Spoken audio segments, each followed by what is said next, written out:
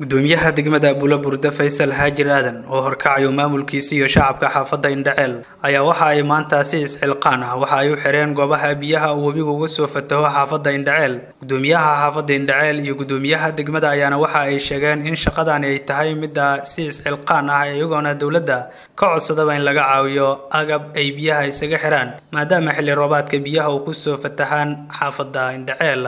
iska u qabso wax la yiraahdo shaqadan aan ku qabanaynaa waxaan ugu talagalnay biibaxadan ku soo noqnoqotay xaafadda Indhaceel maadaama xilli roobaad lagu jiro ka hortag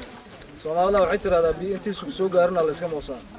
waxaan ugu talagalnay saaki meesha aan joogno inaan ka bilaawno oo ilaa iyo surgeonka hadda aan dhignay aan wadno ilaa iyo kiligi reer Maxamed Kutub inuu xilli roobaad bilowday sida uu soo codsiyo Bulaburde biyaha ka soo galaan xaafadda Indhaceel أيضاً إنه وعي جلين إسقاطان كبلاونا هي أوامرتي مدعوينها كحجين كدولة دولات كير شبالة هي قدوميها قبل كبا أنا بفلنينا يتيجوا ذلك كبا كلا إلى لنا يا وحنقا سنينا استيب ودتكو أيقونا بدنين هذا إسقاطان تاي إنا مالين بكسك قبلنا ساز درادد وحنقا سنينا دولات كير قدوميها قبل كاي مدحدا دولات كير شبال وقوري دكتور محمد عبد الوهاب مدحوينها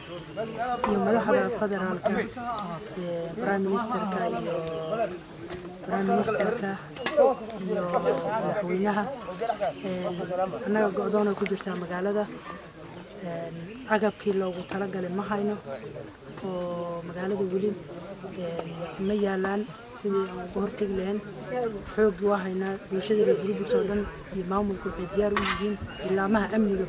inay iskaashadaan Askari Cali Raage warbaahinta qaranka Bulaburde.